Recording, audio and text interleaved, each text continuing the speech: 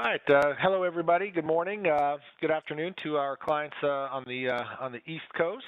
I'm glad you can take some time with us. My name is Tom Walsh, and I'm Managing Director here at Charles Schwab in our Austin, Texas office.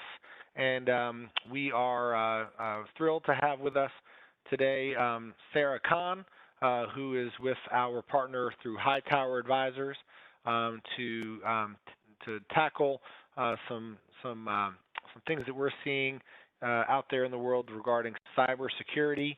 It is a topic that is that continues to be not only very well represented in the media, but also on a day-to-day basis. And so we went out and tried to find someone who can really talk to our clients about things that we need to be aware of, some things that we aren't aware of now that might be coming down the pipe. And Sarah's been really happy. We're really happy to have her. Sarah is the Strategic Technology Executive delivering world-class IT solutions, especially in the cybersecurity space over the past 6 years here at Hightower. She is a certified Microsoft, Red Hat, and Oracle professional. She holds a Bachelor's of Science in Electrical Engineering from the University of Illinois, Chicago, and a Master's of Science in Computer Science Informatics from the Northwestern University. Sarah is a graduate of the Wharton School of the University of Texas Securities Industry Institute SII program, and any single one of those things certainly would qualify you, Sarah, and we're thrilled to have you. So what I want to do is turn it over to you. We are recording this, as you heard, and therefore our compliance for privacy reasons has asked us not to take direct questions from clients, but I'll be kind of moderating this and asking a few clients, bringing up some examples for us to educate our clients on. So Sarah, with that, I'll turn it over to you. Great, thank you so much. And it's a pleasure to speak to everyone. Information security happens to be one of my favorite topics. And I love to just get awareness out, just with recent geopolitical tensions and just people working remotely due to COVID, just, a series of unfortunate events. Is just extremely important that we're all vigilant and cautious when we're approaching digital information, essentially. And so what I'll do is just walk through some of the things that are important in general while working from your computers, handling data.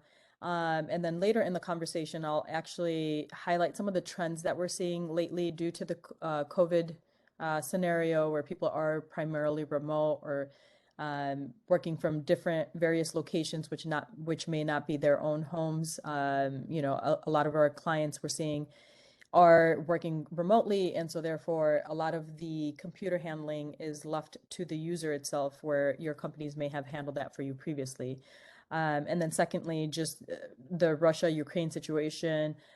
We are seeing some malwares and things that are getting through, and just some tactics that are being used. So we'll talk about those a little bit as well. And then I know we're not taking questions, but if there are any, please direct them to Cody or anybody on the team, and then we'll go through our compliance route and get those addressed for you. So the internet is a shared resource, and while your security team is handling a lot of that security, it's also, the onus is shared by all of us in order to make sure that we're covering it from both sides. So the one thing that I, in not any specific order, but all very equivalently important, make sure that you're locking down your login. Your username and passwords need to be protected. So oftentimes we use something called Password Vault. So I'll name two products, Dashlane and LastPass. These are two very known, recognized industry password vaults that basically are storing all of your passwords for you. And what that does is it eliminates you having to write down your password or putting it on a sticky note, or leaving it on your email somewhere, or creating a note that's in clear text that someone could have access to if they were to break into your device. What the Password Vault really does is store your password in an encrypted container so that no one has access to it except for you and anyone who you may authorize. So it's important to store all of your passwords in something that's a vault, just because today's day and age, it is impossible to remember 100 to 500 logins across the board, or using the same password across the board is a very poor practice. So in order to help you track and manage those, Password Vault is recommended. Here at Hightower, we do use Dashlane. We do have some users that are using LastPass, and another popular one is 1Password. And along with your online account, at Frontier, Sarah, we are using that LastPass, so we're on board with okay. that vault as well. Perfect. And I would recommend for our clients to use those as well for their own personal passwords. And it's a great way of managing that. And then along with all of your accounts, if there is a capability to turn on multi-factor authentication, it would be great to turn that on. It actually eliminates about 90% of false login attempts if someone does have your password. It closes the door with multi-factor authentication. So that connection is not established, even if someone has your username and password, if your multi-factor, or sometimes known as dual factor authentication, in place. So you'll see it in places like Google, Gmail, basically all of these providers are now giving you the multi-factor authentication option. Schwab's login, anywhere you can, just enable your dual factor authentication. It really helps eliminate fraudulent logins.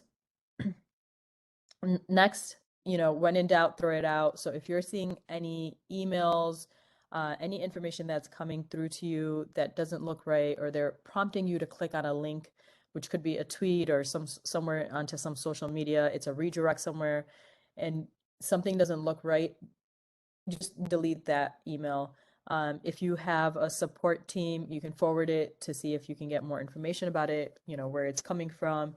Here within Hightower, we recommend all of our advisors to, forward that email on so we can look into the header information and see where it's coming from. But, when in doubt, just go ahead and delete that email, mark it as junk. And that's a safe option to do. And then keep your machines clean. A lot of you are using either your computers or your iPhones or smartphones. Just make sure that they're up to date. Whenever there's an update that's available, go ahead and patch those. That generally, the manufacturer or the vendor is working very closely with the latest trends and viruses or malware is out there. So what they do is provide an overall patch that addresses those. So as soon as you are able to subscribe to it and update it, that helps you protect your device from the latest trends that you're seeing out there. So highly recommend keeping all of your devices up to date, keep your software up to date. If there's a release provided by your vendor, just go ahead and patch that, because more than likely they're trying to address a larger trend that they are seeing through the repositories that are shared around security. And then on this page, lastly, back it up. So if there's any kind of digital assets, so basically documents, files, music, photos, any of that that's stored on your computer, go ahead and back that up frequently. Some people do it on a daily basis, some people do it on a weekly. It depends on how much your data is changing on your computer. But what that really helps you establish is having a good known copy of your computer.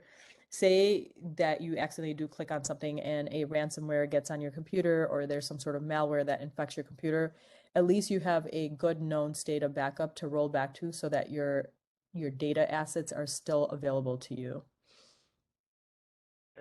Sarah, is that a zip drive or a cloud? What is a good example of backing up your computer? Yeah, so it would be a cloud service. I would recommend cloud service so that it's available to you from anywhere. Generally, if you back it up to another device, then you have to make sure that your device that's storing all that information is kept safely somewhere. So essentially, for example, for me, I store all of my information or content on something like box.com. But through Mac, like through Apple devices, there is a backup service that is available through your Apple Mac.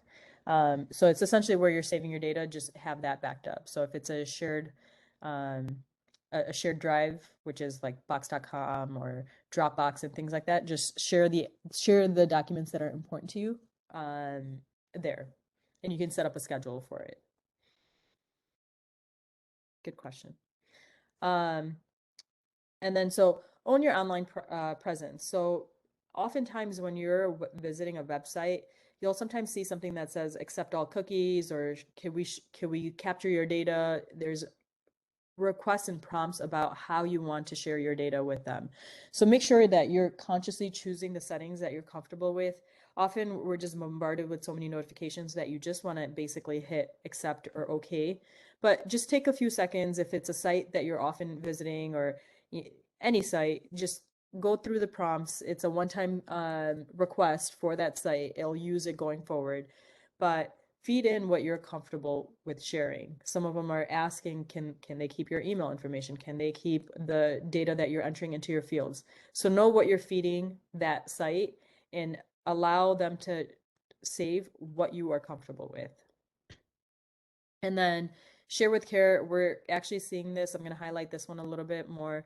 On social media, oftentimes people are sharing information. And so if you look at the history of information, people can capture some information about you to do something called social engineering. And essentially that's basically trying to figure out how a user may come up with a password, or what their tendencies may be like, or what are their interest levels. So if I'm going to call as a hacker, what can I appeal to you about? Like if I've posted about my dog and his name, I might try some variations of the dog's name's password. And maybe if I'm calling you, I may try to lure you in by saying, hey, there's a great coupon out for maybe dog food or something like that. So just know what you're sharing out there and what you're putting out there, because that is information that's now known publicly about you.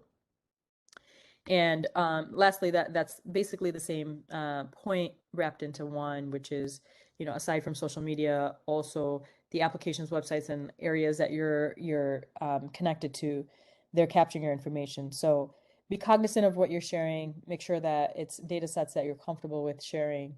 And in some scenarios, you may not even need to put in, accurate information if you're trying to just get some data pulled down. So oftentimes if I don't need to put in my birthday, oftentimes no website should ask for your birth date or social security number.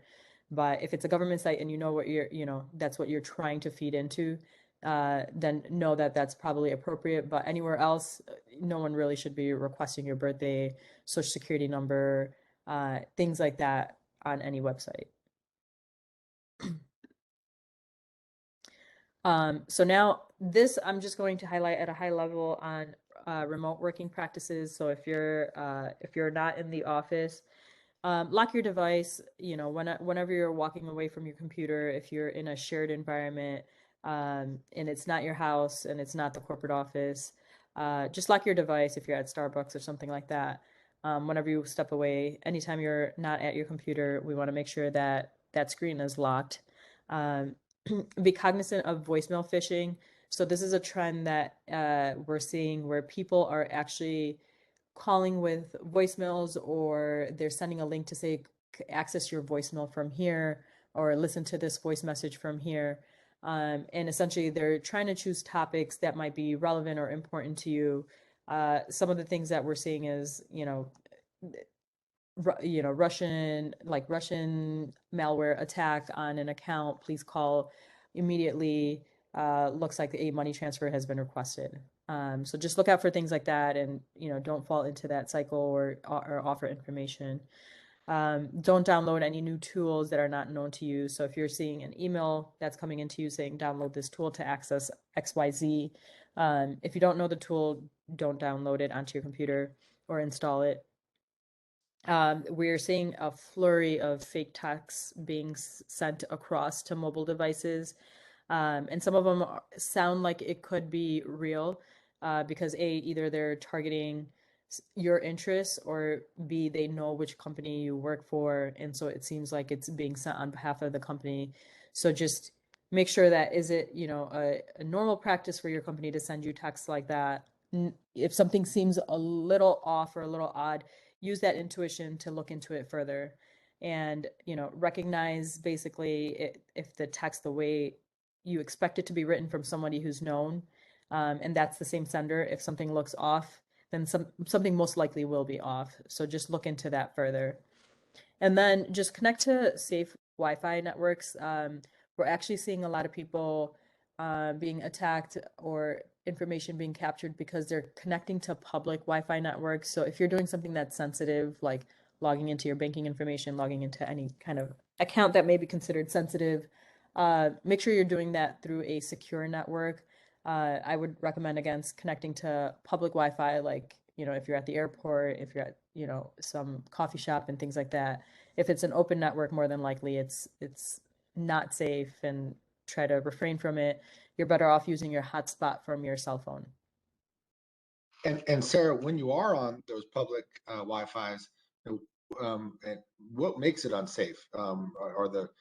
Is there a bad guy that's there that can actually, link in and look at your computer and what you're typing in and passwords and all that? Is that the danger there? Yeah, it could be.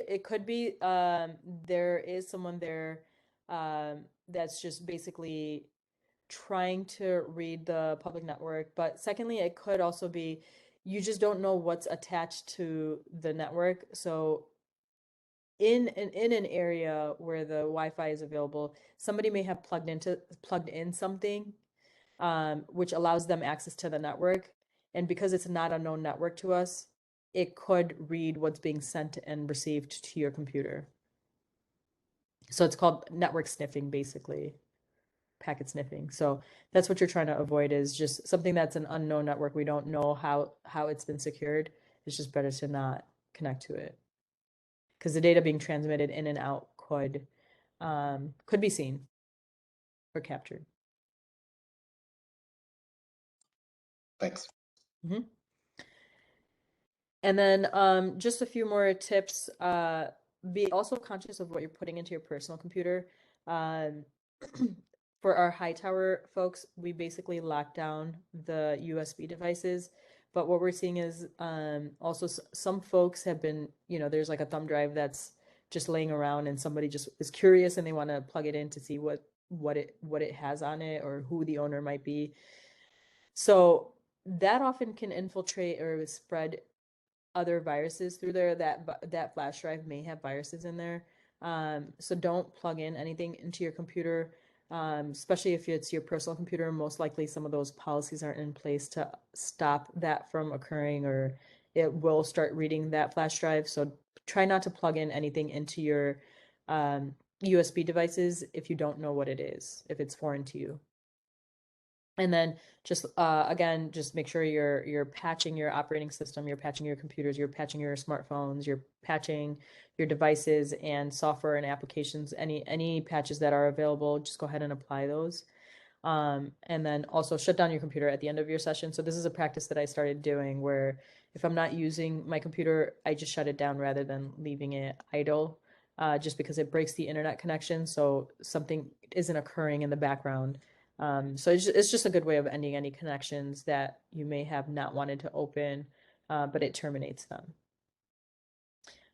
So I kind of talked about this already. The current phishing attacks that we are seeing, the two latest topics that they try to lure people in is just coronavirus updates and new variants out or something like that. And then just geopolitical tensions, just false alarms, basically saying that it's Russia or Ukraine, and we're seeing some money movement activity. So when you're seeing something like that, just make sure you're not engaging with wherever that notification came from. Call your advisor directly. So make sure you're talking to, Frontier directly. Just make sure you're getting in touch with the source. Sarah, that kind of brings to mind something that we were talking about earlier, as far as when our clients or us, when the folks reach out to us.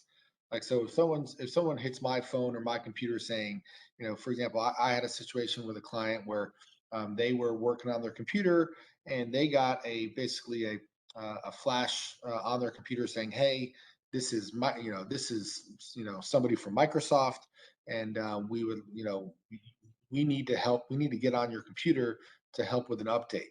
And so, walk us through what you should do when that happens, because that seems viable. Okay, well, I know I'm getting updates, and here's Microsoft. I'm running a Microsoft machine.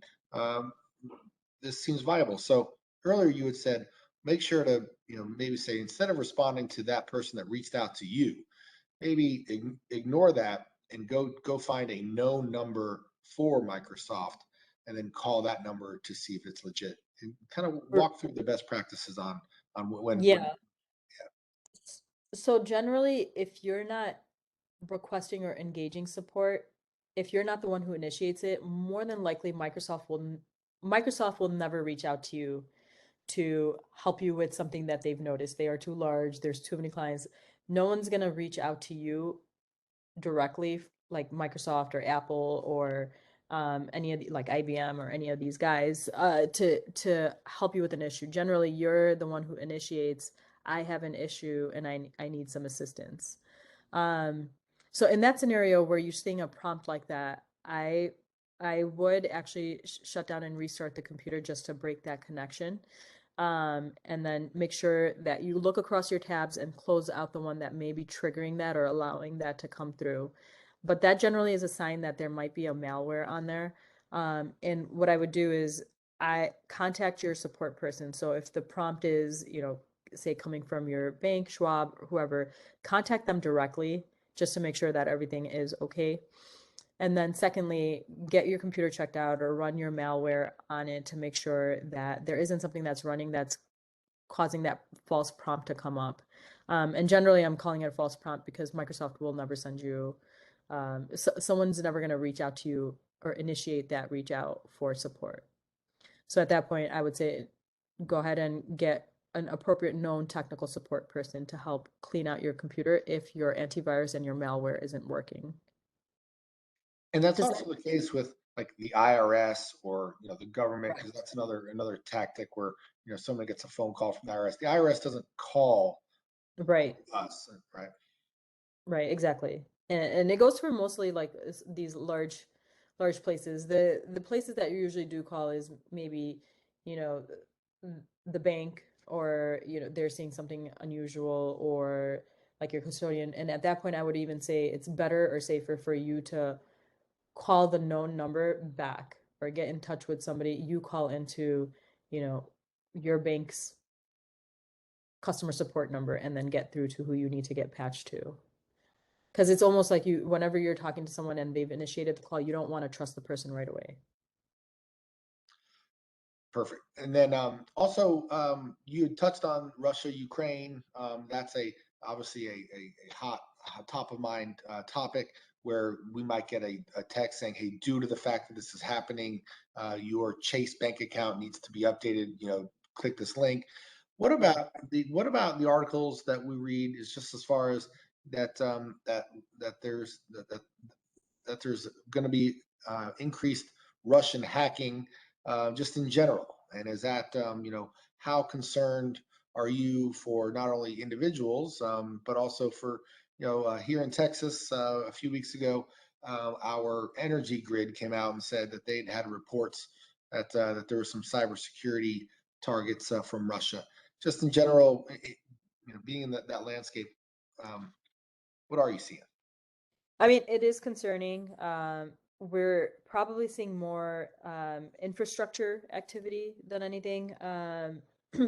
And generally, what we've done is we are partnered with a few security services to help us identify trends and just global trends that they're noticing, and then national trends. And basically, our intelligence agency for our government is also keeping us up to date on what's occurring. Um, I think what the approach is right now with most of the common users essentially is just these small viruses and things like that. But the larger attacks, what we're seeing, and I think it was also out on the Wall Street Journal, is just the overall infrastructure itself. So some of the pipelines and the infrastructure. So we're all basically working very closely with larger security vendors, people that are keeping an eye on patterns, trends, what's changing in the landscape, and then basically what's happening in the dark web as well. but definitely has everyone on their toes. Certainly. And so in the past, we've had common scenarios for this is more identity theft or scams when someone gets a phone call that says, "Hey, it's your granddaughter. We're in Mexico," and those are not necessarily cybersecurity issues. But what are some of the more successful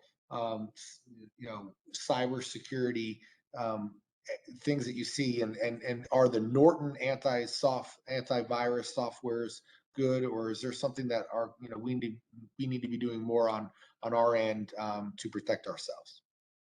Yeah, I think any of those antiviruses, Norton, Trend Micro, AVG, any of the known products are good. They're basically getting up-to-date updates, like current updates that are happening. They pull those down right away. Some of them are real time, to protect your machine. And I think some of the ones that have been successful are more so around social engineering than something that may have been downloaded to your computer. So, you know, me falling for an email that seems like it hits my interest level, and it may sound like it's an area that I may have looked into.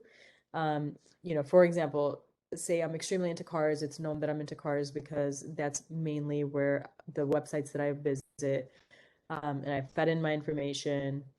And on my social media, I've posted things about cars, and the tactic used is maybe something about a car or like something that I've expressed interest in, because what is happening is maybe other vendors are also getting hacked, and so when that list of interest is released, then they know we'll try this tactic with this focused list.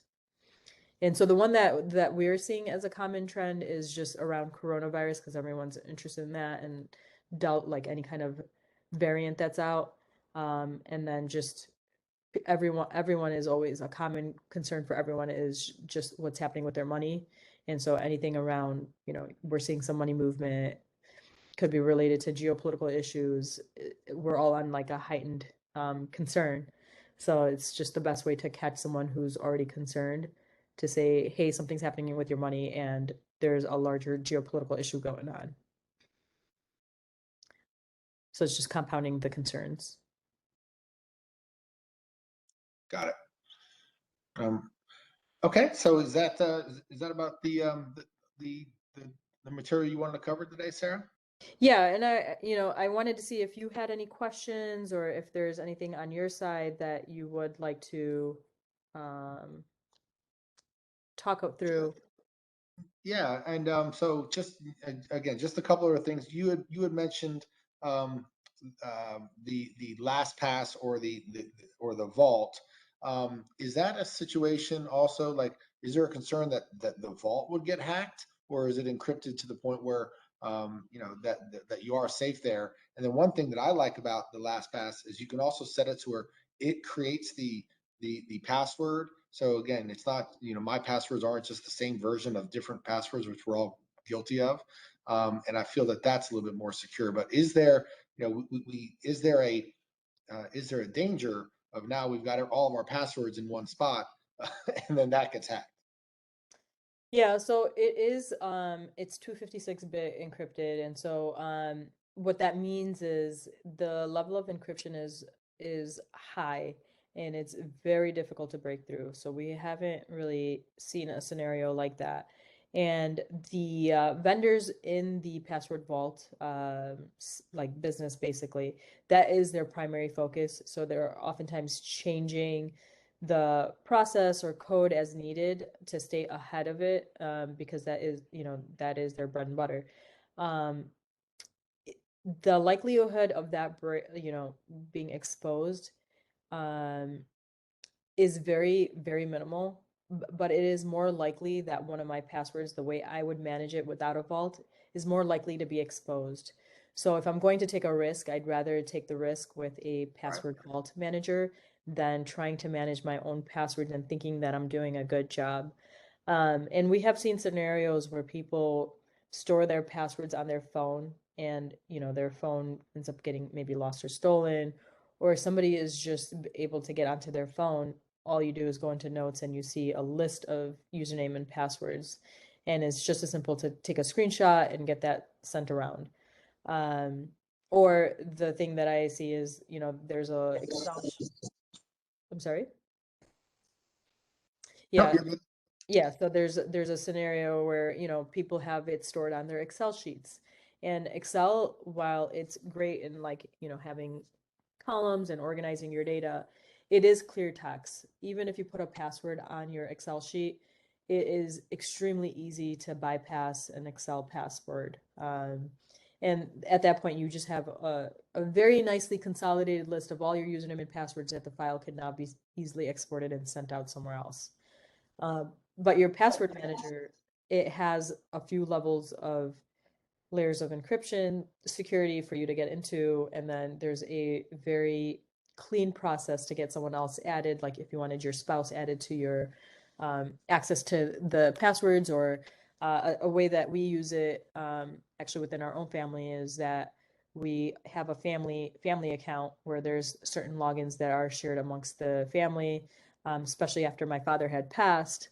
We needed to make sure that all of us had access to some of those username and passwords. So there's this area that allows you to share it amongst your family. And then there might be some that are related, specifically directly to me, which is like my individual accounts or my brokerage accounts and things like that, that nobody in my family really needs access to, maybe my spouse. But so it allows you to control how you share and with who in a safe manner without it being exported. Because, I mean, if we think about it, the way passwords and, usernames and passwords, we shouldn't really be texting those. If we're SMS texting that, that's pretty unsecure as well. And oftentimes we don't even know, who's reading those messages. So the best way to have that type of sharing is through your password vault manager, and that is their key focus. And what, as diligent as we all try to be, we all have our moments. What are the steps to take if you get that sense that somebody is kind of taken over your computer, or you've given some information that you shouldn't have done? We talk to clients a lot about freezing credits, or what have you, to keep identity thieves away or whatever. But if you do have a situation, I mean, is it as simple as shutting down your computer and moving to a new Wi-Fi? Just what should we do if we feel that we've been in that situation? Yeah, so it sounds like the credit monitoring and all that would be in place. But in that scenario, whatever you fed, and oftentimes what they're really trying to capture is username and password. So, like all of these attacks usually are, we want to capture credentials so that we can try to log in to this. Um, but also those same credentials, can we use it to log in anywhere else? So they may try them across multiple custodians, multiple banks, try different ways. So that's why we often say, that's why it is best practice to never reuse your password for different accounts. Come up with a different password, and that's where your password manager is going to help. But secondly, if you fed your credentials somewhere and you probably may have made a mistake or may have gotten, lured into a false site, immediately change that password. So the first step, even in-house, what we do is immediately change the password right away. And that's to stop from any new connections being established. And depending on whatever that account is, there's some accounts will allow you to force log off so that people will have to log back in. So by people, I mean yourself. So if you're going to force a log off because you've just changed, you've just changed a password and only you know the new password, then it allows you to get back in. And then secondly, yeah, I would say restart your computer to break any other connections that may be there, and then run your virus and malware tools to determine if there's anything that's installed that's malicious on your computer. And if it's a corporate computer, it's a computer from your company, I would say it would probably be a good idea to have your support team run their scans and just make sure that they sign off saying it looks fine. And lastly, we have seen examples of the hackers getting in and doing a very good job of reproducing emails that look like they are actually coming from a person familiar with you. We've had a couple situations where we've been in clients are closing on a house, and wiring instructions are going back, and even through secure portal. But then the hackers are able to um, really copy a email address, or make it look like it's coming from an email. How do we protect ourselves from that? And is that something that that our internal systems are getting better at protecting us for? Yeah, so at Hightower, our internal systems, there are filters, there's security filters that are in place. So if it's like a known or recognized spam producer, or like a commonly used hacker, domain, those are detected by our internal filters. But for our clients, if they're using their personal computers, they may not have that type of layer or level of protection. So it's really important for the clients to um, take a look at who the sender is, to make sure that that is the email address that's known. Sometimes like a hacker will try to recreate an email address and add an extra letter so that it's not noticeable. Um, so actually something similar happened to me, where my last name is Khan, and in my email it has my last name in it, and somebody tried creating a second account with it and transposed the A and the H. So it looks exactly like mine, except there's two letters that are transposed. So just keep an eye out. Sometimes they do have these like something gives it away generally. So if you just notice something like that, just take a look at the email address to make sure that it is coming from who you expect it to come from, the known email address. Right, and just and being diligent on our end. So, all right, a couple more questions have been sent over here. Is Google's password manager safe to use? Yeah, so theirs is pretty good, but the ones that are probably the most highly recommended are Dashlane, LastPass, and 1Password.